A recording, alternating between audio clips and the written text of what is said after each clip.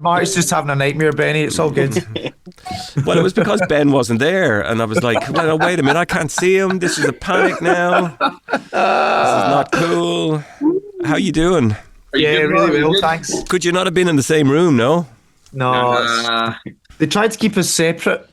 Are you actually in the same part of the world, or is it totally separate? No, We're about 28, we're 18 miles apart. Are ye? Oh, Yeah. bless. I feel like we're bringing two brothers closer together. And my favourite brothers as well, drum and bass brothers.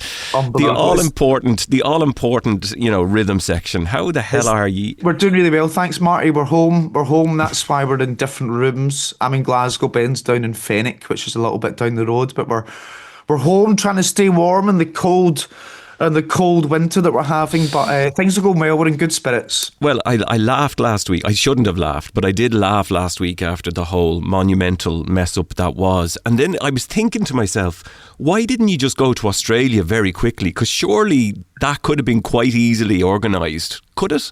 With work visas and the like, and the whole Scottish, Australian love-in. You would think so. It seems like these days nothing is easy to organise.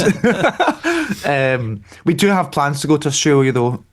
We should add that in. So we're going to go there next year, and we are going to rebook all our American shows. So it's all going to come back to us. It's just a little bit frustrating at the moment, but we get to speak to you. We get to speak to you. See, so this wouldn't have happened, would it? I know. I was only thinking you guys would have been on a plane. We wouldn't have been able to hook up. I would have been sad. You wouldn't have cared. Tell me though about. It's funny again reading though about what was the plan for the American shows. They were very small, which must be a beautiful thing for you guys at this stage. It doesn't happen that often, and it's a fun thing to do, to get to play these tiny shows where no one can escape, and the sound is very loud, and you're sharing sweat, and you can see the whites of people's eyes, all that stuff that you don't get in arena shows. So we were looking forward to that, but at the same time, there are downsides, like there's no dressing room, you can't get a shower after the show. It's proper old school touring, because some of these venues were like 300 capacity, which is really taking a step back for us. So we'll miss those punk rock shows, I guess. But we get to go back, we get to go back and do it again in the summer. And yes, we'll be looking forward to it. We'll be even more ready for it then. See, I guess, Ben, because you're Biffy Clyro and you've had quite a fair bit of success over 20 odd years, that you could have the best tour bus in the world sitting outside a tiny venue with showers and things like that, couldn't you? You're not doing it the old fashioned way with, a crappy car, squashing all the gear into it. You're Biffy Clyro. Yeah, and not quite a crappy car, but we always hated bands that turn up to tiny venues with too much stuff. And we don't want to be that band, like just all the bells and whistles to go and play on a stage that can barely fit a drum kit on it. So, no, we weren't about to turn up like that. We still do it on a budget because, the shows are small, so you do have to keep the budget down. Okay. Not quite as, not the same jeans for the full tour type thing. Not the same as it used to be, but not as palatial as you might think. Talk to me about this latest album, which is bloody good, of course. Thank you. And we're going to see you now in cold January. You've decided to make Dublin part of the, Belfast and Dublin part of the tour. How is that? That album was a number one album again. It must be such a kick every time to see it tick into that spot, is it? It's a real kick. It's a real kick, as you put it, and a real surprise. I was quite surprised that it was her fourth number one album. That passed me by. I don't remember the other three. Wow. But it's a real... Do you know what they are now, out of interest? No. Yeah. I could probably get there if I tried, but it won't make for great radio. Okay. It's a real joy. It's a real joy. We never set out to be a number one band. We're quite a strange band. We've got a weird name. We play slightly weird music. You do. And to have brought people along with us in our journey is is a real joy. It feels like people have come to us as opposed to us going to them. We've just kept doing our thing, and slowly people have joined up with the gang, and that's a real joy. It's a real joy, Marty. We're so proud of the record, and yeah, everything's great. No, it truly is. And what about now? Do you get to spend, the nice Christmas season at home now? Is that, or were you always going to be back? I think you were to be back, were you? We were always going to make it back, but it would have been tight in terms of run up. And sometimes we've been home on like the 23rd. That has happened before. It's all a bit rushed, and you're not in the spirit at all. You're just kind of in and out. So at least this time I've got a bit of a run up. We'll be at home. We have whoever lost our excuse for not buying Christmas presents. That's true. That's very true. I was depending on the airport. Didn't happen. Or the garage, and garage flowers and a bit of chocolate. No. I can't afford gifts this Christmas. No, I'm joking. We'll get it'll be more of a family run up to Christmas, and we can make plans. Quite often we can't say yes to anything because we never know what we're doing. So it's nice to be able to say yes to things. We are, however, as you know, starting the tour very early next year. Yeah. It's the 10th we're in Ireland, so we're going to be practicing probably as early as the 5th or the 6th. So, it'll be a short one afterwards. After Hogmanay, it'll be like dust off, let's go. Let's get back on stage.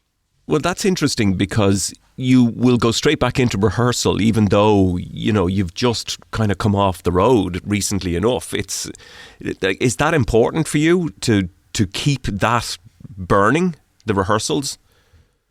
I think so. I think it's almost like keeping like when you go camping and you put a fire on and you just have to keep it burning. Okay.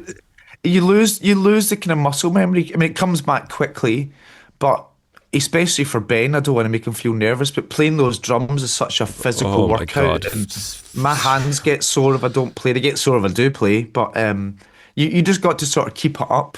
And also, we love playing. So I'm actually going out after this interview. I'm going to see out to play some drums, and it's just to get those, because as you get a little older, I don't want to say that we're too old now, but as you get a little older, that getting back in the horse takes a little bit longer.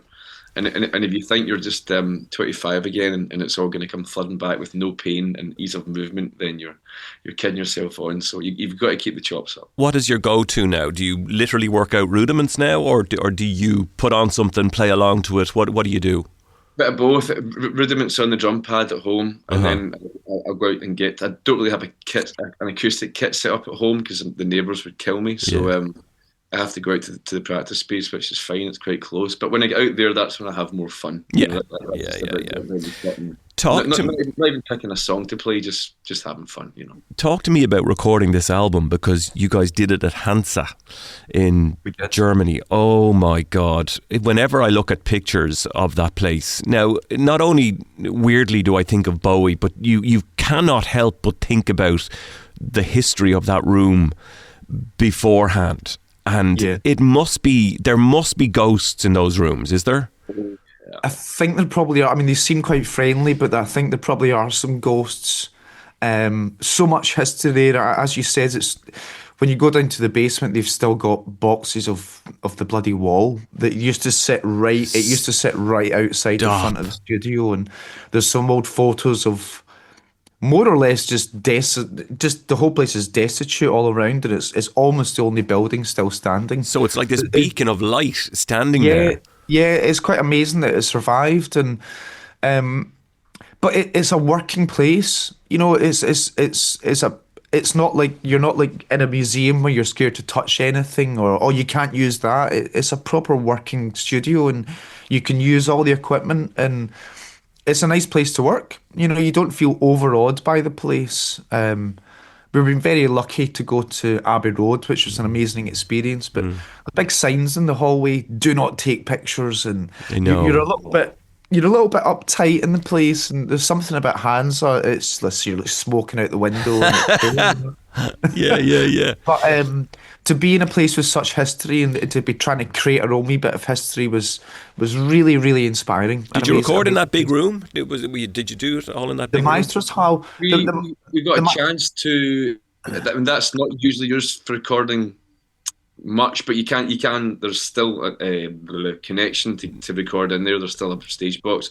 So we did some clapping, and we did some vocal sampling in that room. So just so we could see that we'd actually recorded in there. But wow. no actual drums or guitar amps or anything. So why is that?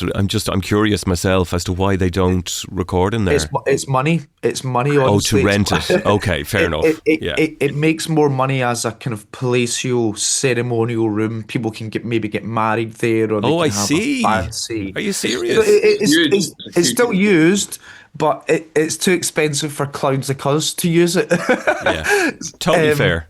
Totally fair. And the same thing with Abbey Road. It's really only just about used by big movies now.